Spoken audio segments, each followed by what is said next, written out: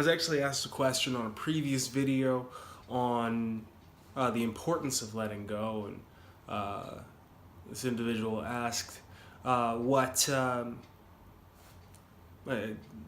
sort of techniques one could use to actually let go.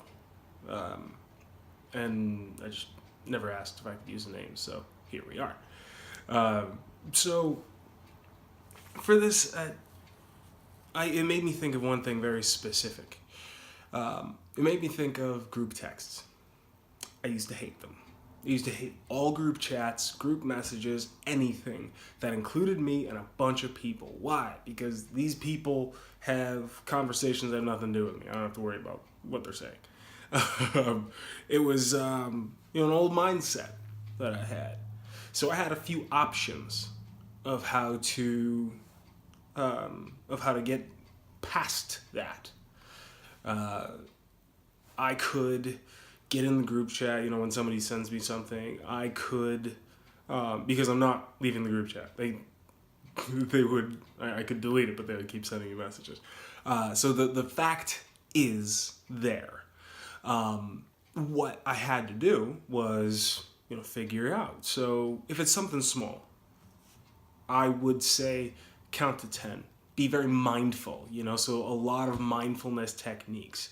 Counting to 10, just taking a breath, essentially getting some mental distance from whatever it is that's causing you to be stuck in that moment or in that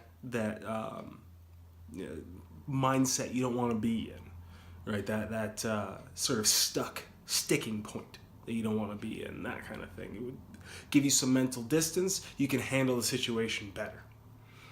Further past that, you need to ask why.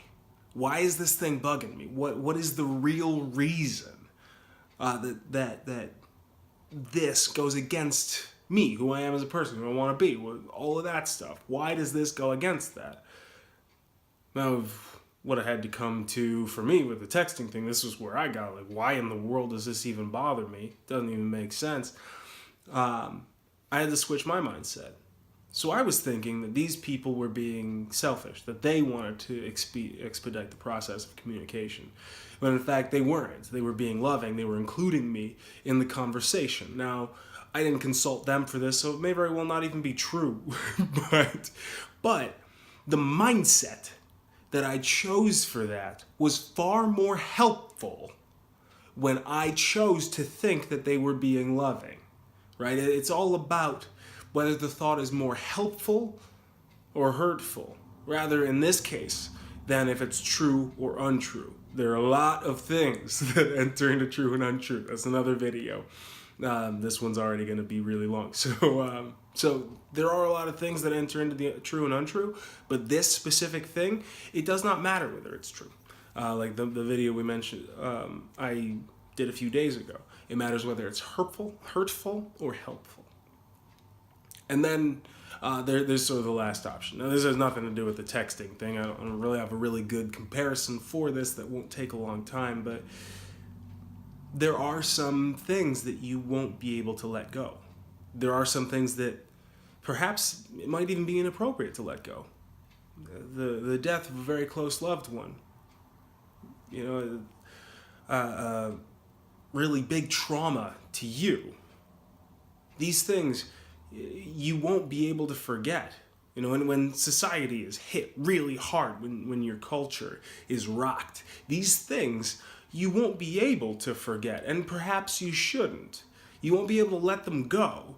So what you have to do is find yourself a new normal, a new way to act in this new paradigm, in this new way that the world is. Because when these things happen, when these things that you can't really let go of, that you shouldn't really let go of, come into play, you have to find a new way to live your life. Whether the example of a societal hit like 9/11, I remember where I was. All of us that were coherent at the time, remember where we were at the time. That was us having to shift how we live, fundamentally. And now, more and more years away from it, there are less and less things, but we'll never forget. We'll never let go, and it's not appropriate for us to let go of it. Because that was a big hit, and that is something, the people that were lost that day, that's how we keep them alive. That's how we keep their memories going. We can't let that go, and it isn't right to, at least for my part. Now, the thing is parsing these out. Now, a lot of this is so in-depth because my study is the resilience of being able to let certain things go, being able to make it past certain moments that are difficult to make it past. This is part of my life's work. So it's so in-depth for that reason, but understand that there is a way to get past a moment. So many times we get stuck in ruts, in normal past ways of doing things, in emotional states and mindsets. But understand that there is a way past it. There is fixing that mindset so that it's more helpful. We can't change some situations. Others we can, but we can't change some situations. So the point is to change me. Upgrade my mindset and get past it. Thank you so much for listening. I know this was a longer one. Love and peace.